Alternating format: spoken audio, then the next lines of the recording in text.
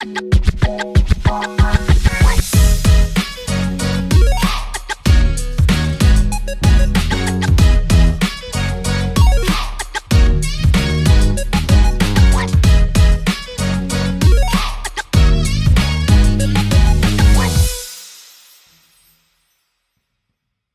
tout le monde, c'est Clem Coco. On se retrouve pour une nouvelle vidéo qui aura comme sujet le deuxième épisode de Koh Lanta la légende, la saison All-Star qui a commencé la semaine dernière. Avant de commencer mon petit débrief, je voulais à nouveau vous remercier pour tous vos retours, tous vos avis, tous vos commentaires. C'est vraiment un bonheur de vous lire et de vous répondre. Donc continuez à réagir et si vous ne voulez pas louper les prochaines vidéos, n'hésitez pas à vous abonner à ma chaîne et de mettre des pouces vers le haut à mes vidéos, ça fait toujours plaisir. Voilà, donc on peut commencer la review. Comme la dernière fois, je vais commencer de façon chronologique puisque c'est moins bordélique. En tout cas, j'ai l'impression que c'est plus limpide. Donc l'épisode commence par la révélation du twist. Il nous avait fait un petit cliffhanger à la fin du premier épisode, un petit teasing. On ne savait pas trop dans quoi Karima et Hugo, les deux premiers éliminés de la saison, allaient s'embarquer. Donc là, on voit l'intégralité du panneau. Donc on savait qu'ils étaient face à un choix, mais on ne savait pas lequel. Maintenant, on le sait. C'est soit quitter l'aventure sur le champ, accepter le destin et partir, ou alors défier le destin et choisir de partir sur l'île des bannis. Et oui, après l'île de l'exil, il y a l'île des bannis. Donc on comprend rapidement que cette île, c'est un endroit où les éliminés se retrouveront et s'affronteront sur des épreuves afin de réintégrer le jeu. Je trouve que l'idée est un peu du réchauffé. On avait déjà eu ce concept dans le combat des héros en 2018. Après, peut-être qu'ils vont un petit peu le nuancer, qu'ils vont un petit peu l'aménager, on verra bien.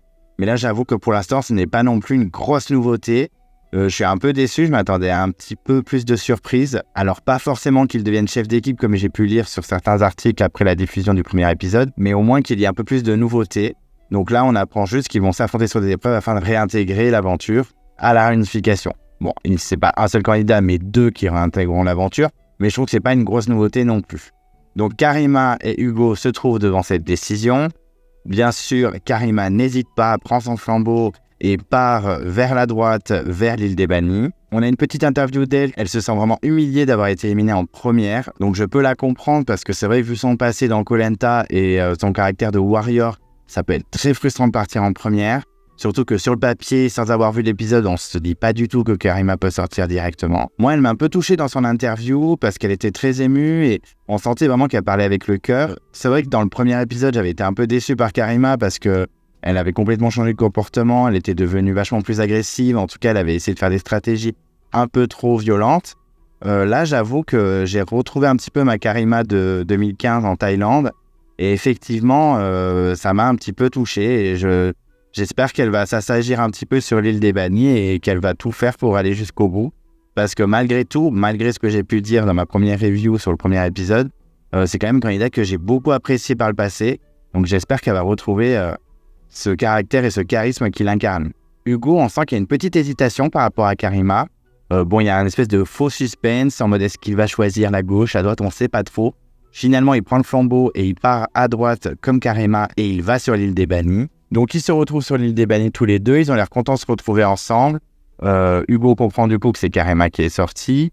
Via un message dans le totem, ils comprennent rapidement le twist qui leur est imposé.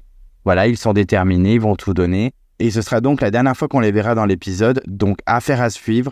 On verra bien qui va les rejoindre ensuite. Et on verra bien qui c'est qui va se tirer son épingle du jeu. Donc ensuite, on retourne avec les aventuriers qui continuent l'aventure.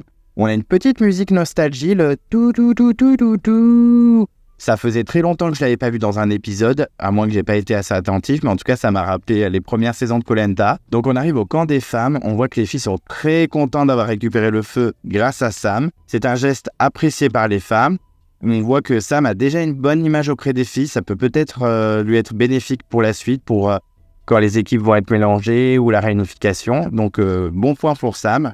En plus, il y a Cindy qui fait une comparaison entre avoir le feu et la péridurale au moment de l'accouchement. Petite punchline à la Cindy, ça fait toujours plaisir. On voit quand même que l'ambiance est plutôt correcte. Malgré les clashs et les disputes qu'il y a eu au conseil, on sent qu'il n'y a pas non plus une tension énorme sur le camp. Il y a juste les trois, entre guillemets, anciennes, c'est-à-dire Christelle, Jade et Kumba, qui se disent qu'elles sont un peu en mauvaise posture. Au moins, ça nous permet de voir Jade enfin à la caméra, parce que c'est vrai que dans le premier épisode, on l'avait pas beaucoup vu.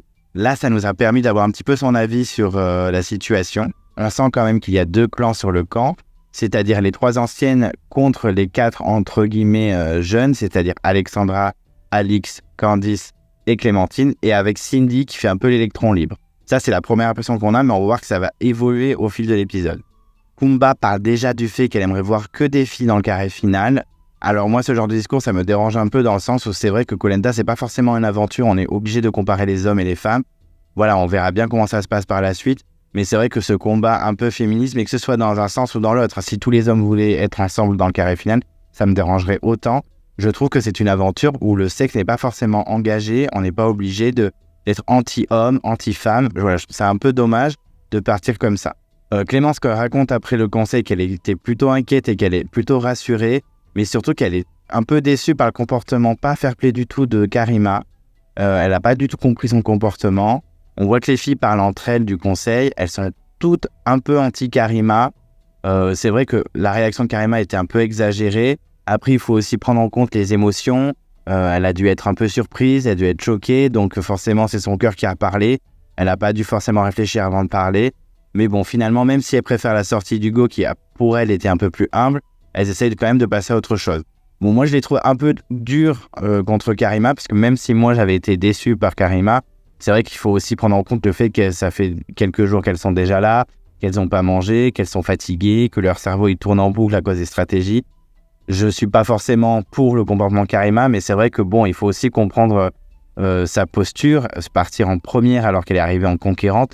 Voilà, c'est normal que Karima s'énerve un peu. Après, c'est vrai qu'elle a surréagi, mais bon, les filles, il faut qu'elles le comprennent aussi. Mais finalement, elles passent rapidement à autre chose, mais quand même. Donc ensuite, on passe au camp des hommes, et forcément, eux aussi parlent du conseil, surtout du conseil des filles auxquelles ils ont assisté, parce que clairement, même si au début, les filles disaient « Non, mais tout va bien », et finalement, c'est parti en live total, on voit que les garçons ont observé une grosse fracture dans le groupe, surtout Patrick, qui a quand même une bonne vision du jeu. C'est un très très bon stratège, donc il a bien vu qu'il y avait 2 clans. C'est une grosse aubaine pour l'équipe des hommes, puisque les alliances des filles sont visibles aux yeux de tous, donc forcément c'est plus facile de s'intégrer dans un groupe qui a des fêlures. On voit également Patrick qui parle du binôme Kumba-Claude, le fait qu'ils se soient chacun donné un vote en plus. Aux yeux de Patrick, il a bien vu que Kumba et Claude sont toujours un petit peu amis / alliés, et donc forcément Patrick et son côté observateur n'a rien loupé de tout ça. Donc peut-être que pour la suite, ça sera intéressant. On verra bien. Ensuite, direct, on traîne pas. On passe à l'épreuve d'immunité des hommes. On a un petit message, une petite annonce. Donc rapidement, les hommes devinent à peu près ce que c'est. Ils parlent du basket coco. Une épreuve que certains n'ont jamais faite, alors que d'autres si. Donc déjà, ceux qui l'ont faite, il y a déjà un petit avantage. Avant de partir à l'épreuve, on voit que Loïc se sent clairement en danger, vu que c'est le dernier arrivé. Sam a l'air très motivé, Namadia pareil. Alors Namadia, je suis très surpris. C'est vrai que dans son premier Koh-Lanta, on le voyait pas beaucoup en individuel. Et là, on voit vraiment qu'il est déterminé. Je pense qu'il a pris de la bouteille et qu'il a vraiment envie d'en découdre. Donc c'est plutôt agréable de voir un Namadia comme ça. Donc on arrive à l'épreuve. Denis fait les explications. Les 2 premiers sont intouchables. Les 2 derniers auront un vote en plus. On apprend aussi qu'il y aura un avantage pour le vainqueur de l'épreuve au conseil. L'épreuve commence sur un petit plan ralenti avec une musique bien stylée qui donne un avant-goût de l'épreuve, car c'est une épreuve finalement qui est un peu un mix entre équilibre, logique et dextérité. La première étape, il faut donc démêler un sac rempli de coco pour ensuite arriver à une nouvelle étape d'équilibre afin de lancer la coco dans un panier. Un panier qui est plutôt loin par rapport à d'habitude. C'est vrai que dans cette épreuve de basket coco qu'on connaît déjà, le panier est loin, mais c'est pas non plus au bout du monde. Et c'est vrai que quand on voit l'épreuve, on a l'impression qu'ils doivent lancer la coco à une distance d'un stade de foot. Donc c'est vrai que ça donne une impression de difficulté supérieure. On voit dès le début de l'épreuve que Loïc est en tête, suivi par Claude, puis par Thé, et puis par Patrick qui est en 4e position. Définitivement, Patrick me surprend de plus en plus au niveau des épreuves. Après, finalement, tout se joue sur le lancer, car il faut vraiment savoir viser, être précis et en même temps tenir sur l'équilibre parce qu'il lance depuis une poutre très très fine. Donc la difficulté est assez élevée. Alors au niveau du lancer, on a pas mal de suspense. C'est vrai que Loïc domine beaucoup au début. Il lance très rapidement 3 cocos, puis se fait rattraper petit à petit par Thé, puis par Maxime aussi, Namadia également. Finalement, Loïc gagne l'épreuve, il marque ses 4 cocos. Alors c'est vraiment tant mieux pour lui parce qu'il était clairement en danger vu qu'il arrivait le dernier. Après, c'était pas fini pour lui mais c'est vrai que ça l'arrange beaucoup, ça lui enlève une grosse épine du pied. C'est vrai que je suis un peu surpris qu'il ait gagné parce qu'on a quand même des gros warriors comme T, Claude ou encore Laurent. Et finalement, on se rend compte que c'est pas l'habit qui fait le moine. Et finalement, j'aurais pas parlé du tout sur Loïc. Et en fait, il a vraiment tiré son épingle du jeu sur l'épreuve. Donc ensuite, la deuxième place, c'est pour T. Bon, c'est pas très surprenant, T. Même s'il a un peu plus galéré que ce que je pensais. Mais bon, en plus, il n'était pas forcément en danger. Donc c'est une deuxième place au niveau du jeu et des stratégies. Ça ne l'avantage pas forcément. Mais bon, je suis quand même content pour lui. Ça prouve que c'est quand même un grand aventurier au niveau des épreuves. Et puis, ça le rassure lui aussi dans son jeu. C'est un peu dommage pour Maxime parce qu'il est clairement en danger au niveau des votes. Son nom avait été évoqué au premier conseil. Donc forcément, c'est un peu décevant pour lui. Ce sera finalement en plus Namadia qui arrivera 3e, suivi par Sam en 4e position. Maxime ne sera finalement que 5e. Par contre, très surpris de Claude qui arrive que 6e. Après, c'est une épreuve qu'il n'avait jamais faite, donc c'est peut-être pour ça qu'il n'a pas aussi bien réussi. Et on se retrouve avec les 3 derniers, les 3 en danger, donc Phil, Laurent et Patrick. Alors Patrick et Phil, c'est pas forcément surprenant, parce que c'est vrai que c'est les 2 plus âgés de l'équipe. Mais c'est vrai que Laurent, je m'attendais à ce qu'il brille un peu plus sur l'épreuve. En plus, il a plus de coco, il doit attendre que Phil et Patrick finissent leurs 30 tirs avant de savoir s'il est dans les 2 derniers ou non. Et finalement, Phil marque son dernier point. Il est donc 7e et on retrouve Laurent et Patrick en dernière position. Et il se retrouve avec une voix en plus au prochain conseil. Alors c'est vraiment pas bon signe pour Patrick qui était déjà menacé au premier conseil. Son nom avait été cité plusieurs fois. Donc c'est vraiment pas une bonne nouvelle pour lui. Par contre, Laurent, je le sentais pas du tout en danger. Donc forcément, cette voix, à mon avis, elle sera caduque. Donc on a une belle victoire de Loïc. Loïc a l'air plutôt content. Il récupère cette amulette d'immunité nacrée, comme dirait Denis. Loïc fait un petit hommage à Bertrand Camel. J'ai trouvé ça très mignon de sa part. En plus, l'hommage était discret, simple et efficace. On n'en a pas trop parlé. On n'en a pas fait dans le pathos. Voilà, on a parlé de Bertrand Camel parce que Loïc était très proche de Bertrand Camel et ça lui tenait à cœur. C'était joliment fait. Ils n'ont pas trop insisté et j'ai trouvé ça juste parfait. J'ai trouvé ensuite que Laurent faisait un peu d'étonne quand il parlait de sa déception pour l'épreuve. Ça confirme le fait que je trouve qu'il est vraiment plus fait pour Koh Lanta. On voit qu'il est habitué à la télé, aux caméras, et il en fait un peu trop, je trouve. Même s'il ne m'énerve pas autant que ce que je pensais, c'est vrai que dès qu'il intervient, je trouve qu'il en fait un peu des tonnes. Donc de retour au camp des hommes, on voit que Loïc est très heureux de sa victoire. Il a du mal à réaliser. Alors j'ai trouvé ça très mignon. Mais par contre, il va falloir qu'il se ressaisisse et qu'il se dise qu'il n'est pas qu'avec ses idoles de Koh Lanta, il est aussi face à ses adversaires. J'espère qu'il ne va pas nous faire une Sam en mode fanboy de Théoura et compagnie. Il faut vraiment qu'il se fixe l'objectif de gagner, parce que là, on est dans Koh Lanta la légende. Donc les tractations commencent à se faire sur le camp, étant donné que maintenant on sait qui est immunisé et qui a des voix en plus. Laurent se rapproche rapidement de Loïc et Namadia. Je trouve que Laurent, malgré le fait qu'il soit des fois un peu relou, entre guillemets, il est plus stratégique, il fait plus attention, il se laisse moins guider. C'est vrai que dans ses aventures avant, il s'est laissé guider par Martin, il s'est laissé guider par Olivier sur Raja en pâte. Là, je trouve qu'il prend les choses un petit peu en main. Il va clairement voir Loïc pour lui dire qu'il peut être dans leur stratégie parce qu'il a ce côté fun, ce côté éclate. Laurent fait tout passer sur la bonne humeur. C'est vrai que même si ce n'est pas mon aventurier préféré, ce côté social et capital sympathie l'aide beaucoup dans l'aventure. Alors que de l'autre côté, on a Patrick qui, lui, pense vraiment au collier, pense vraiment aux stratégies. On a l'impression que des fois qu'il y vient que pour ça. Alors, moi, c'est un aventurier que j'aime bien, hein. Patrick, il est attachant, hein. Mais c'est vrai qu'il a déjà cette stature de stratège, parce que je le trouve pas très discret. Et s'il continue à faire des tractations dans tous les sens, je pense qu'il peut rapidement se griller. Et d'un autre côté, on a un Maxime qui, au lieu de faire des tractations et de faire des stratégies ou de chercher un collier, il cherche à manger de la nourriture. Alors, je sais bien qu'il faut se nourrir sur Koh Lanta, sinon c'est très compliqué. Mais c'est peut-être le moment, Maxime, de chercher un collier et d'être un peu plus stratège que ta première saison. On verra par la suite qu'il va partir un petit peu en campagne, mais je me dis que c'est peut-être le moment, Maxime, de réagir, mais tout de suite. Surtout qu'on a Claude qui avoue à Maxime qu'il est en danger face à Patrick, que en gros, selon les termes de Claude, il est au fond du bus. Alors j'ai beaucoup aimé cette expression, mais c'est tellement la vérité. Il y a déjà une alliance de fait entre une grosse partie de l'équipe des hommes. On voit même qu'il y a un noyau dur dans cette stratégie, puisque Claude veut absolument sauver Laurent. Il avoue même que c'est celui qu'il apprécie le plus avec Théoura. Donc on voit qu'on a un trio assez fort dans cette stratégie dominante. Il y a même Claude qui fait une petite leçon à Maxime en disant dans Koh Lanta, en fait, il faut commencer l'aventure en groupe. Si tu commences l'aventure seul de ton côté, ça va être compliqué pour toi et tu vas vite sortir. Patrick continue ses petites tractations, il continue ses feintes, il fait semblant d'avoir un collier, Laurent et Namadia en rigolent, Claude le sonde. Claude, il connaît très bien Patrick.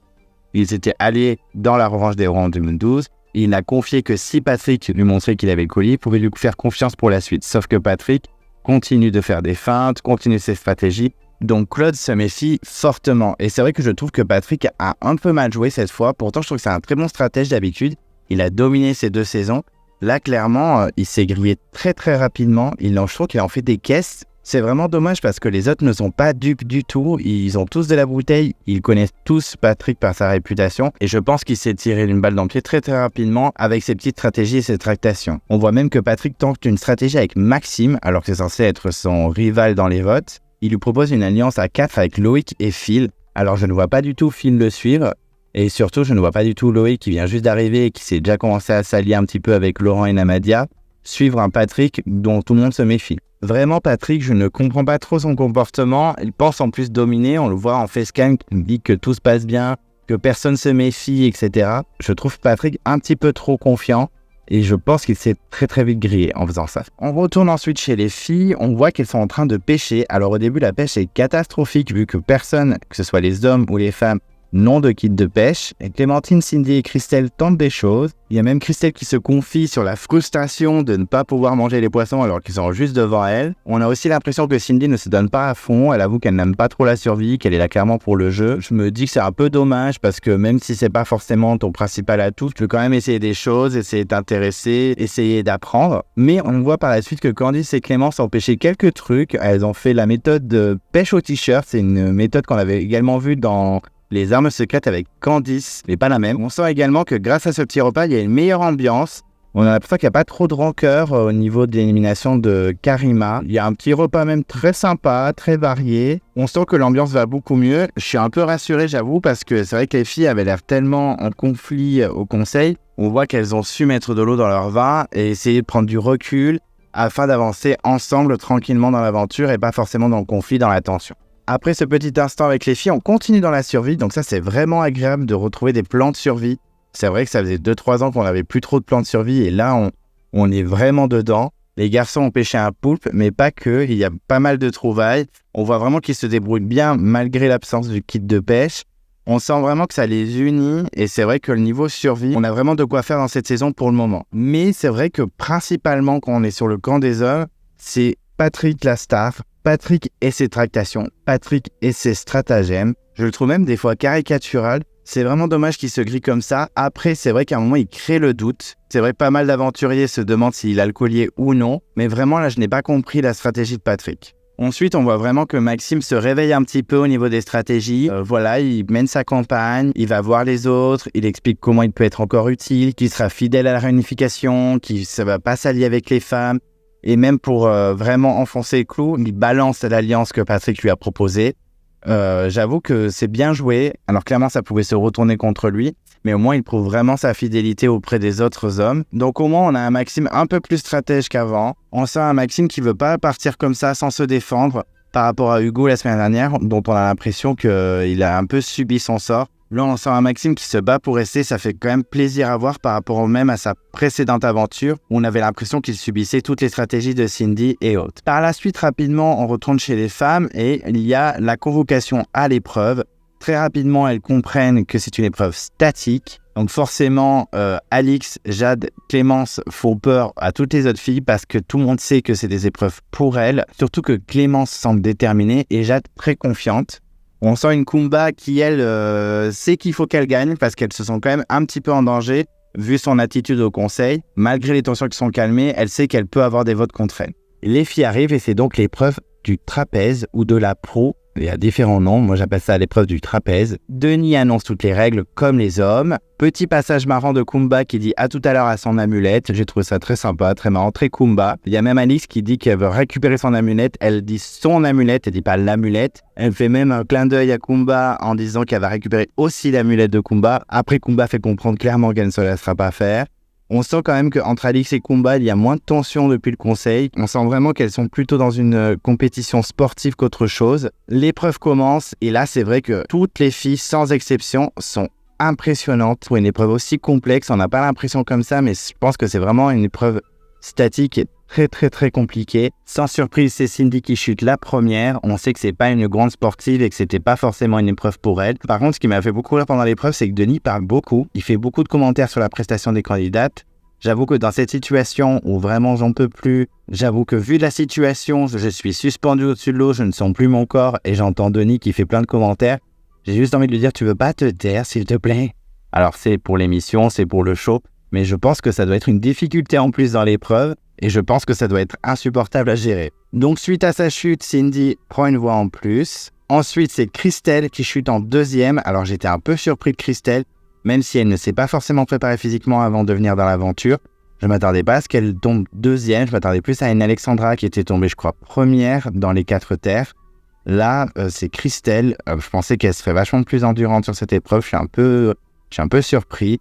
Après, je me doute que c'est difficile, mais quand même, je ne m'attendais pas à ce qu'elle chute. Ensuite, on a Clémentine qui chute au bout de 27 minutes, suivie par Kumba qui tombe au bout de 29 minutes. Là aussi, j'étais un peu surpris vu comment elle était déterminée. Après, c'est très physique, mais je m'attendais à ce qu'elle tienne un peu plus. J'ai aussi noté que Jade observait beaucoup. Elle tournait sa tête à droite, à gauche pour voir comment ses adversaires géraient l'épreuve. Par la suite, Candice tombe au bout de 30 minutes. On a l'impression que pour Clémence et Jade, c'est assez facile cette épreuve. On devine fortement qu'elles risquent d'aller jusqu'au bout, que ce sont les 2 leaders de l'épreuve. Finalement, elles ne sont plus que 4. Donc Alexandra, Alix, Clémence et Jade. Alexandra tombe un peu avant 40 minutes. Elle aura tenu plus longtemps que sa propre aventure. Écoutez, c'est déjà pas mal. Je trouve que sportivement, elle a pas mal évolué. Et donc, on a le trio final. Les filles ne lâchent pas, elles se soutiennent même entre eux. On voit Alix qui parle aux filles en disant « Allez les filles, on y va ». On sent qu'il y a vraiment une cohésion par rapport au dernier conseil, même dans les épreuves. Et finalement, Alix tombe, donc on devine rapidement que Jade et Clémence sont intouchables au conseil. Alors c'est très bien pour elle, surtout pour Clémence qui avait été fortement menacée au premier conseil, et Jade qui se trouvait donc dans l'alliance des 3 avec Kumba et Christelle. Donc toutes les deux, ce sont des immunités vraiment importantes. On a un gros duel de grosses warriors, 2 anciennes, des pros du statique. Jade et Clémence sont très connus pour être forts dans ce genre d'épreuve. On se demande quelle légende va remporter l'épreuve. Et finalement, suite à une stupide erreur d'étourderie de la part de Jade, c'est Clémence qui gagne l'épreuve au bout de 42 minutes. Denis lui annonce que c'est le record sur cette épreuve. Donc Clémence détient maintenant un nouveau record. Elle avait déjà gagné 2 fois Koh Lanta, et maintenant elle détient le record sur l'épreuve du trapèze. Et je trouve que finalement, suite à cette victoire et ce record, le discours de Kumba qui disait à Alix qu'elle ne comprenait pas pourquoi elle voulait éliminer les plus fortes et qui votait tout de même Clémence à côté, tombe un peu à l'eau, puisque en voulant éliminer Clémence au premier conseil, finalement elle élimine une grosse candidate qui certes a gagné 2 fois Koh Lanta, mais ce n'est pas pour rien parce qu'elle est aussi forte en épreuve, parce que j'ai beaucoup lu sur internet que le discours de Kumba tenait la route dans le sens où ok, Clémence avait gagné 2 fois Koh Lanta, mais elle n'était pas non plus incroyable dans les épreuves, et aujourd'hui elle prouve le contraire. Donc ça souligne bien ce que je disais dans la première review, comme quoi le discours de Kumba était un peu contradictoire. Elle s'est attaquée aux Clémence au niveau du vote et elle reproche aux autres candidates de voter pour les plus fortes. Clémence est une candidate qui a complètement sa place dans les 20 ans, même si c'est pas ma candidate préférée. Elle a gagné 2 fois Koh Lanta et en plus sur les épreuves, elle ne se laisse pas faire, que ce soit l'équilibre ou le statique. On est d'accord, c'est peut-être pas la meilleure dans des épreuves de force, mais il n'y a pas que des épreuves de force dans Koh Lanta. Donc je trouve que finalement, Kumba, son discours est définitivement contradictoire. Mais on a quand même une Kumba qui accepte bien la défaite. Peut-être que c'est stratégique pour montrer qu'elle est plutôt calme et que finalement, son coup de sang au conseil, c'était juste anecdotique. Finalement, elle accepte vraiment la défaite, elle reste fair-play. De l'autre côté, on a une Cindy qui est très déçue. Elle signale quand même qu'il y avait moins de concurrence dans sa guerre des chefs, donc c'est pour ça qu'elle n'était pas tombée en première. C'est vrai que là, on a eu vraiment un combat de warriors. Pour moi, les 9 filles étaient assez incroyables. C'est vraiment de belles performances qu'elles ont faites et elles peuvent être fières d'elles. On retourne au camp des femmes et là, c'est vrai que les stratégies commencent un peu à popper de partout. On a quand même une Jade et une Clémence qui sont vraiment soulagées parce que, comme je l'ai dit juste avant, elles étaient menacées, elles étaient fortement en danger. Ça les rassure. Et très rapidement, on a 2 noms qui ressortent. 2 candidats sont inquiétés, c'est Cindy et Alexandra. Alors au début, Cindy, elle est inquiétée seulement par les anciennes, entre guillemets, comme Christelle ou Jade, voire même Clémence, qui n'était pas forcément dans leur alliance, mais qui se rallie à eux dans le sens où c'est vrai que Cindy est une très bonne stratège, c'est une très bonne oratrice, elle a un capital sympathie très fort, donc elle peut forcément manipuler les gens. Les filles sont très inquiètes, elles sont plus âgées, elles sont plus mûres, et elles se disent que finalement, garder peut-être une Alexandra qui est plus sincère, qui est plus dans la spontanéité et moins dans le calcul que Cindy, c'est peut-être pas une mauvaise idée. De l'autre côté, on a un peu la team Candice, Clémentine et Cindy qui préfèrent voter une Alexandra. Alors leur raison, elle est toute simple, c'est juste que Cindy est vachement plus solaire, vachement plus positive et Alexandra est plus dans le négatif. Elle est un peu plus décalée, elle est de côté. Après, c'est vrai que la bonne ambiance est importante sur le camp, mais je vous avoue, je ne vous cache pas, vous devez vous en douter un petit peu, j'étais très inquiet pour Alexandra qui est un peu mon poulain de la saison. Même si elle a déjà gagné et que je déteste quand les gagnants reviennent dans des All-Stars, mais là, vu qu'elle a énormément de gagnants, j'aimerais vraiment qu'Alexandra aille le plus loin possible. J'étais très inquiet pour elle, je me suis dit ça va être compliqué, beaucoup de gens ont voté contre elle. Cindy est une très bonne manipulatrice, une très bonne oratrice, elle peut retourner des cerveaux et diriger les votes vers Alexandra. Par contre, d'un autre côté, on a Alice qui ne réagit absolument pas alors qu'on parle d'éliminer Alexandra.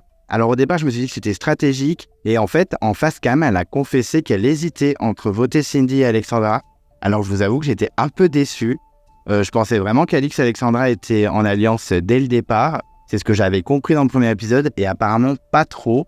On sent même qu'elle est capable de voter en accord avec Kumba alors qu'elle semblait un petit peu rivale dans le premier épisode. Et finalement, Alix serait peut-être capable de voter Alexandra. Donc j'étais un peu déçu et j'avais très très peur pour Alexandra. J'étais aussi également surpris que Kumba ne soit pas visé du tout, que les jeunes, entre guillemets, n'essaient pas de voter contre Kumba vu son coup de sang et le fait qu'elle était très proche de Karima. Ça m'a un peu surpris que les votes se retournent contre Alexandra, alors que stratégiquement, c'est pas forcément très malin vu qu'elles étaient en alliance à 4, donc une alliance assez solide face à l'alliance des anciennes. Donc très surpris que Kumba ne soit pas visé. Donc après toutes ces discussions et ces tractations, on comprend rapidement qu'Alexandra et Cindy sont sur un siège éjectable. C'est deux candidates que j'aime beaucoup, donc j'étais un peu déçu. Mais vraiment, je voulais tellement qu'Alexandra reste que je me suis dit ce n'est pas possible qu'ils gardent une Cindy face à une Alexandra. On refait un petit tour chez les hommes où Patrick ne lâche pas l'affaire. Claude met Patrick face à ses vérités. Il balance toutes les infos que Max lui a données. Patrick se défile. On sent qu'il est grillé. Je le trouve pas du tout crédible aux yeux de Claude. Finalement, Claude dit à la caméra qu'il y croit un petit peu, mais il marche un peu sur des œufs. Je trouve que Patrick est un peu trop confiant. C'est vrai que dans cette review, je m'acharne un peu sur Patrick, mais je le trouve extrêmement confiant, alors que clairement, il est vraiment en danger. Namadia n'est pas dupe non plus du tout. Tout le monde parle avec tout le monde se balance toutes les infos. C'est vrai que Patrick, il a été moins attentif que les saisons d'avant, et clairement, je le trouve un peu trop confiant, même s'il se doute que son nom va sortir. Je pense qu'il aurait dû un peu plus chercher Collier, ou en tout cas la jouer un peu plus fine. Le conseil approche, Cindy tente le tout pour le tout dans le camp des femmes, et va voir Clémence, Jade et Christelle, les anciennes, qui sont très méfiantes à son égard, et elle essaie de leur expliquer qu'elle les suivra, qu'elle ne leur fera pas à l'envers, et très rapidement, Jade balance « Ok, c'est bon, c'est Alexandra ». Elle a retourné le cerveau des filles en quelques secondes. Je suis très surpris par le côté très machiavélique de Cindy. Après, on la connaît comme ça et c'est pour ça que moi, je l'apprécie. Mais c'est vrai que je ne pensais pas qu'elle retournerait aussi facilement les candidates. On a eu un petit face-cam de Cindy que j'ai trouvé touchante. Elle était à fleur de peau. Elle savait que sa tête était mise à prix. On voit sa petite carapace qui est en train de se fêler. C'est la première fois qu'elle est autant menacée. Elle le dit même à la caméra en disant que dans son aventure, elle avait un collier d'immunité très tôt et qu'elle ne l'a jamais sorti. Et c'est vrai que c'est un côté de Cindy qu'on connaissait pas trop. Et ça m'a fait plaisir de voir cette facette de Cindy. Clémentine joue la carte de la sincérité et annonce à Alexandra qu'elle est vraiment en danger avec Cindy et qu'elle risque elle-même voter contre Alexandra. Je trouve que Clémentine, c'est vraiment assagie. Elle est moins dans la stratégie, elle est moins dans le vice. Elle est vraiment dans l'aventure, dans l'humain. Je trouve qu'elle s'est vraiment calmée. Et moi, vraiment, je l'apprécie de plus en plus, Clémentine, même si elle va voter contre Alexandra et que ça m'agace beaucoup. Mais au moins, elle est vraiment honnête et elle dit pourquoi elle le fait. Et ça semble vraiment sincère. Je trouve que Clémentine est de plus en plus humaine, entre guillemets. En tout cas, ça fait plaisir de voir Clémentine comme ça. Bon, par contre, le passage où Alexandra pleure parce qu'elle se sent rejetée, ça m'a vraiment fendu le cœur. Bon, déjà parce que, clairement, c'est mon poulain. Les gens qui aiment pas forcément Alexandra, peut-être que ça les a pas du tout touchés. Moi, vraiment, ça m'a fendu mon cœur. J'ai vraiment croisé les doigts. Vraiment, j'ai croisé les doigts pour pas qu'elle sorte. parce que je trouvais ça hyper violent. Surtout que vraiment, je pense qu'Alexandra fait vraiment des efforts pour essayer de s'intégrer, mais que c'est pas son fort, alors que Cindy, elle, le côté social, c'est son point fort. Le conseil commence. Alors, qu'est-ce qu'on peut retenir d'intéressant de ce qui a été dit avant les votes? On voit que Loïc, il impose son style, que clairement, il a montré aux légendes qu'il a sa place dans le jeu. On a aussi un Sam qui essaie d'expliquer qu'il est moins fort dans les épreuves, mais qu'il a beaucoup travaillé son social. Alors, je suis d'accord avec lui. Il a vraiment bien travaillé son social. Par contre, il va falloir qu'il se secoue au niveau des épreuves, parce que là, il est contre de vrais warriors, et c'est vrai qu'il est moins performant qu'avant. Mais c'est vrai, par contre, que son social s'est nettement amélioré. Il a vraiment fait des efforts, et ça peut l'amener vraiment très loin. Du côté des filles, on a une fierté du côté des anciennes. C'est vrai que les deux qui ont l'immunité sont Jade et Clémence, des candidates de la première génération de Koh Lanta. Il n'y a que Christelle qui est un peu dégoûtée, qui fait la moue. C'est vrai qu'elle n'a pas eu une performance incroyable. On a également une petite remise en question de Cindy qui explique que c'est vrai qu'elle est moins performante que sa première aventure. On a un petit clin d'œil à Maxime quand elle dit qu'elle a failli gagner l'aventure à une voix près et qu'elle dit à Maxime « Maxime, je te remercie pas » avec un sourire diabolique de Maxime. Et effectivement, c'est la voix de Maxime qui a fait pencher la balance pour la victoire de Maud. Et on a un Patrick complètement stressé. On voit vraiment un Patrick qui est un peu en panique. C'est la première fois qu'il est autant en danger à un conseil. On sent vraiment que là, il ne maîtrise pas tout, alors que d'habitude, c'est le roi qui dirige ses pantins. Donc, on a les votes. On voit que Alix, finalement, vote Cindy et non Alexandra. Donc là, j'étais rassuré parce que je vous avoue que je n'avais pas compris les dires de Alix contre Alexandra. Et on voit également que dans les votes que T vote Maxime. J'étais un peu surpris parce que moi, je pensais que Théoura allait voter Patrick, étant donné que c'est à cause de Patrick que Théoura a été éliminée à la surprise générale en 2012.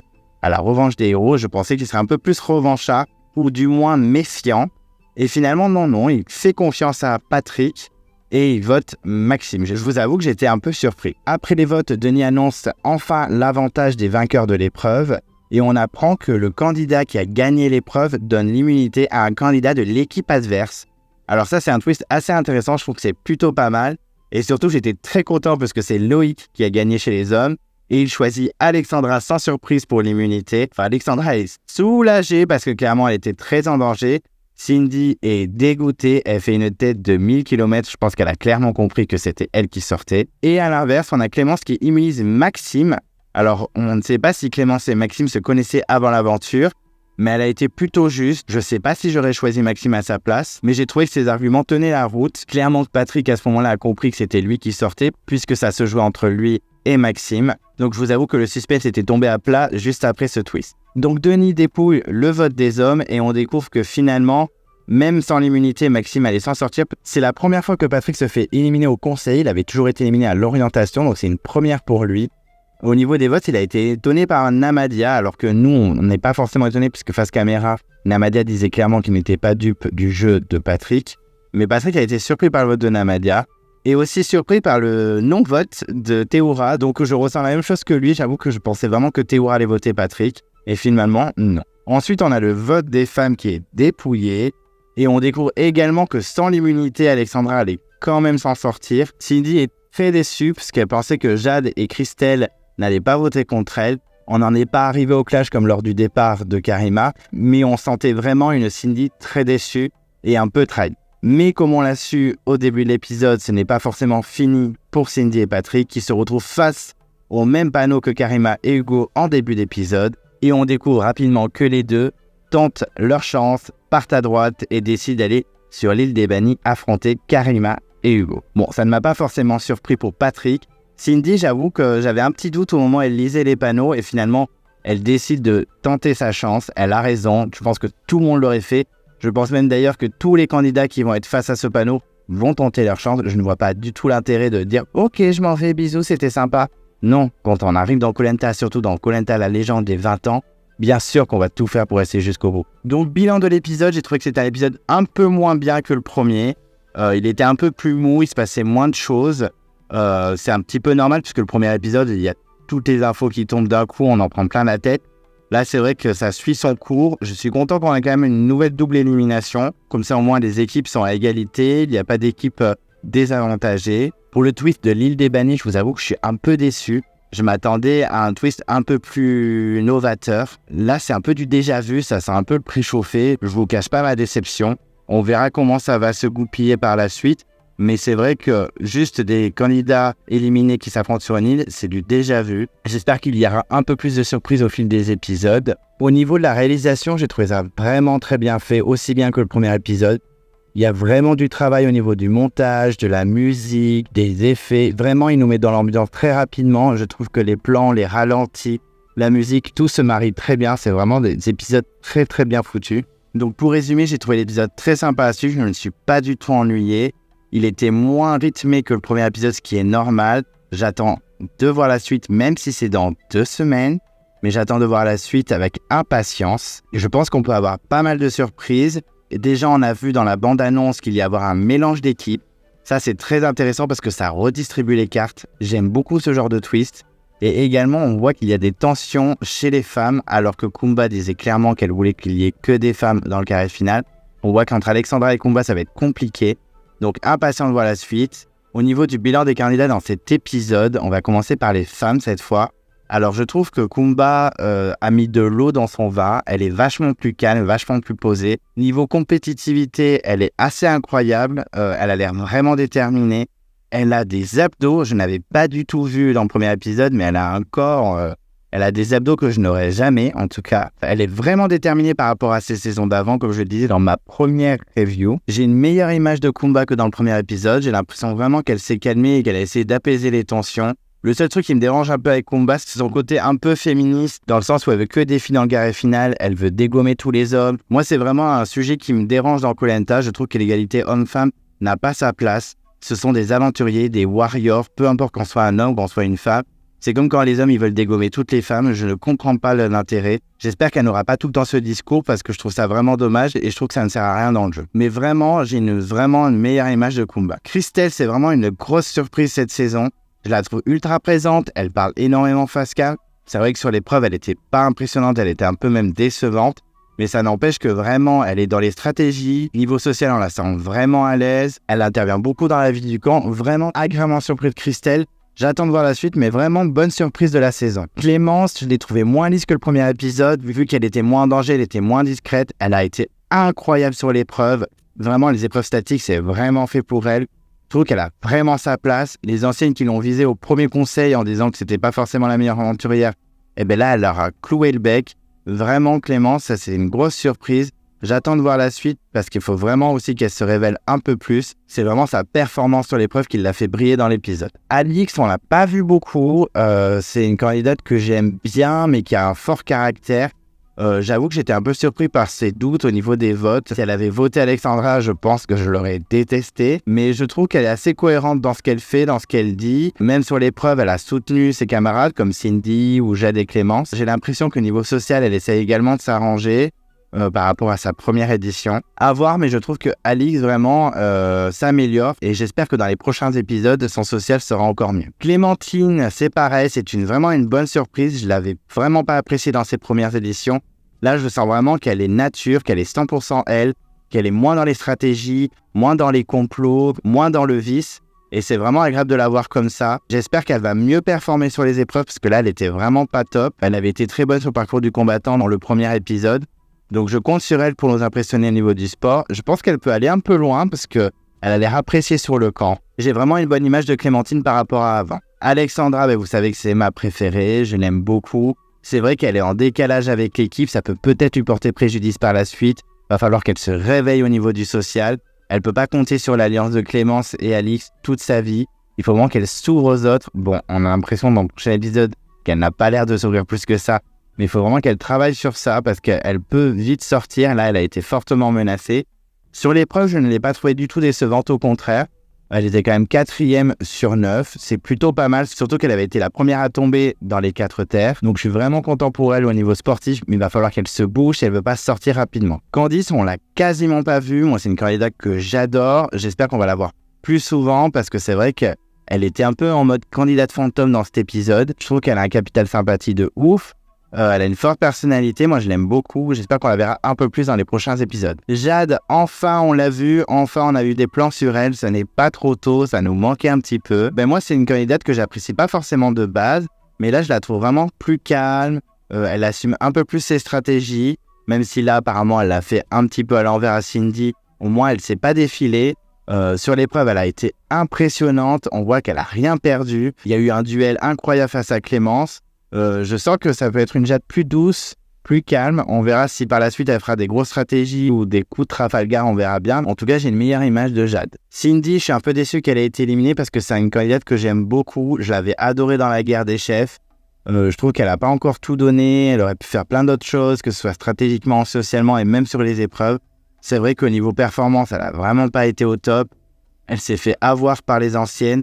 Je suis un peu déçu qu'elle parte aussi vite. On verra bien si elle réintégrera le jeu. Voilà, c'est une candidate que j'aimais bien, que je trouve fraîche, solaire, etc.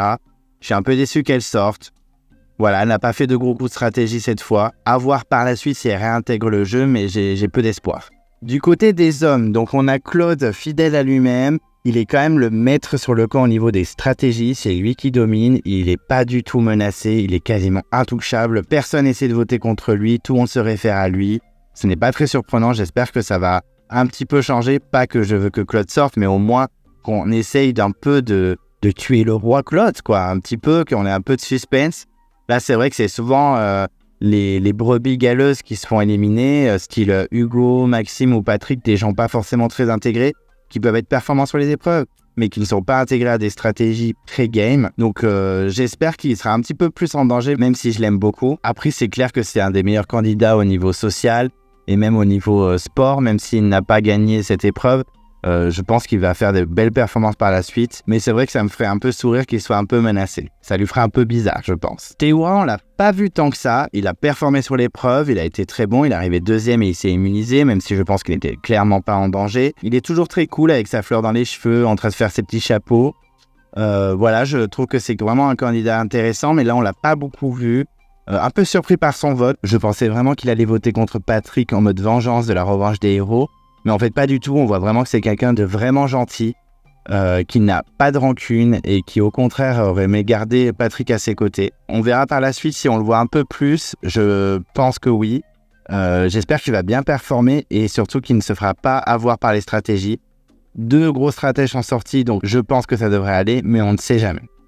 Sam aussi, on l'a très peu vu. Il n'a pas ultra performé sur l'épreuve. Il n'était pas dans les derniers, mais il n'était pas non plus dans les premiers. Même lui, il a avoué au conseil que sur les épreuves, il n'était pas top. Il a vraiment fait des efforts au niveau social. On n'a pas trop vu son côté fanboy dans cet épisode, fanboy en mode fan de Théoura, Claude et compagnie. Donc ça, c'est très bien. Il n'a pas l'air d'être menacé non plus. J'ai l'impression que les autres aventuriers l'aiment beaucoup. Donc tant mieux pour lui, on verra par la suite. En tout cas, niveau social, il a fait beaucoup d'efforts, donc j'espère que ça va aller dans ce sens prochainement. Laurent, alors je vous avoue qu'il m'énerve toujours un petit peu. Il m'énerve pas autant que prévu. Mais moi, je le trouve très agaçant parce qu'il n'a pas le comportement d'un candidat de Koh-Lanta. On voit vraiment qu'il a de la bouteille au niveau de la télé. Je pense qu'il y a pas mal de paroles et de gestes qui sont calculés pour la caméra. Après, c'est quand même quelqu'un qui a un capital sympathie. Sur l'épreuve, il n'était pas très très bon. Il était même assez décevant, arrivé dernier de cette épreuve avec Patrick. C'était un peu surprenant et décevant. On verra par la suite, mais il est quand même dans une forte alliance. Donc, je ne m'inquiète pas trop pour lui. J'espère qu'il va essayer quelques coups stratégiques parce que s'il est aussi lisse que d'habitude, ça va être un petit peu chiant. On verra bien. En tout cas, je ne suis pas inquiet pour lui. Phil, on ne l'a pas vu du tout. On l'a encore moins vu que le premier épisode. Je crois que les moments où on l'a plus vu, c'était à l'épreuve. C'est un peu dommage parce que c'est un candidat qui est quand même ultra intéressant. Je me rappelle que son Koh-Lanta Malaisie, c'était lui qu'on voyait tout le temps. Il a dominé sa saison. Là, on le voit quasiment pas. J'espère qu'on va un peu plus le voir, même si c'est pas forcément un candidat que j'adore. Je me dis qu'il est quand même plutôt intéressant niveau caméra, niveau histoire, même niveau performance. Donc j'attends beaucoup de Phil par la suite. Je ne le sens pas menacé pour l'instant, mais avec le swap des équipes, il peut très bien se trouver sur un siège éjectable. Namadia, c'est un peu une surprise comme à la star de Christelle. Je le trouve assez intéressant quand il parle en caméra, il est bien dans les stratégies. Sur les épreuves, il n'est pas trop mauvais. Il a l'air bien placé dans son équipe. Il n'est pas du tout menacé. Alors que clairement, quand j'ai vu la liste du casting, je me suis dit, lui, Namadia, il va sortir dans les premiers. Mais pas du tout. Il a de bonnes alliances. On ne cite jamais son nom pour le conseil. Je pense qu'il peut vraiment aller loin et vraiment surprendre Namadia. C'est un peu la bonne surprise de la saison avec Christelle. Donc j'attends de voir la suite et j'espère qu'il va faire des étincelles sur les épreuves ainsi que dans les stratégies. Maxime, on l'a un peu plus vu que dans le premier épisode parce qu'il était clairement inquiété au conseil, donc forcément on l'a vu qu'il a essayé de se défendre comme il pouvait. Je trouve qu'il s'est mieux défendu qu'un Hugo. Vraiment, il a tenté par tous les moyens de s'en sortir, ce qui a été bénéfique pour lui, puisqu'il s'en est sorti. Même s'il n'avait pas eu l'immunité donnée par Clémence, il ne serait pas sorti. Donc vraiment, il a bien joué. Je l'ai trouvé même face caméra des fois assez marrant. Quand il parle du côté machiavélique de Patrick avec un air amusé, je trouve qu'il jouait avec la caméra, il était plutôt intéressant. Il faudra qu'il donne encore plus, car il risque d'être en danger par la suite. Même s'il y a le swap des équipes, il peut vraiment se faire éliminer rapidement. J'espère qu'il va s'allier rapidement avec d'autres personnes et vraiment avancer, parce que sinon, ça va être l'un des prochains à sortir, je pense. Loïc, il démarre fort l'aventure, il gagne directement l'immunité. En plus, il donne l'immunité à Alexandra, ce qui me fait fortement plaisir. Je trouve vraiment que cette fois, il s'est imposé et il a montré qu'il n'était pas là pour rigoler. Il a montré qu'il méritait sa place dans le Koh Lanta des 20 ans. Moi, c'est quelqu'un que j'aime beaucoup parce que je le trouve très agréable, très jovial, très souriant. Il est vraiment intéressant au niveau social. J'espère qu'il sera un peu plus stratège parce que c'est vrai que dans les 4 terres, il n'était pas du tout stratège. Là, il va falloir qu'il use un peu de stratégie afin d'aller jusqu'au bout. On verra bien si au niveau des swaps des équipes, ça va être bénéfique pour lui, s'il va se retrouver avec Alix ou Alexandra ou les deux, ou aucune peut-être. On verra bien. En tout cas, je ne suis pas trop inquiet pour lui pour le moment. On verra bien par la suite, mais je pense qu'il est quand même en bonne position. Et Patrick, ça a été son épisode. C'est le candidat qu'on a plus vu de l'épisode. Clairement, ça nous a fait comprendre qu'il risquait fortement de sortir. Et ça n'a pas été une surprise de le voir partir. Je trouve qu'il a trop usé de stratégie. Voilà, il était un petit peu rouillé. Il en faisait des tonnes. Je pense qu'il s'est mis pas mal de balles dans le pied en faisant des tractations dans tous les sens. Pour moi, il n'est plus crédible aux yeux des anciens aventuriers. Ils le connaissent. Ils savent très bien comment il joue. Donc ça ne m'a pas surpris qu'il sorte aussi vite. C'est un peu dommage parce que Patrick, c'est un candidat assez intéressant. Même si ce n'est pas forcément mon préféré, je trouve qu'il est plutôt sympathique. Il est attachant. Et surtout, il a de bonnes punchlines, il aurait été intéressant par la suite. Mais là, pour moi, Patrick, c'était la saison de trop. Je crois que je vous l'avais dit dans ma vidéo sur mon avis sur le casting. Pour moi, c'était vraiment la saison de trop. Il prenait un risque en reparticipant à un Koh Lanta avec des warriors comme Claude et compagnie. Pour moi, c'était la saison de trop. Et vraiment, ça s'est vu. Je ne pense pas qu'il va briller sur l'île des bannis. Il y a de fortes chances qu'il soit battu par Hugo et Karima. On verra peut-être, il y aura des surprises. Il nous a déjà surpris sportivement. Donc à voir par la suite, mais je n'étais pas du tout étonné de le voir partir à cet épisode. Voilà, je crois que j'ai terminé ma review sur le 2e épisode de Koh Lanta la légende. Si vous ne voulez pas louper les prochaines vidéos sur ma chaîne, n'hésitez pas à vous abonner et à mettre un pouce bleu si vous aimez la vidéo. J'espère que je n'ai pas été trop long. Je vous dis à très vite pour la suite de la saison. Je vous embrasse.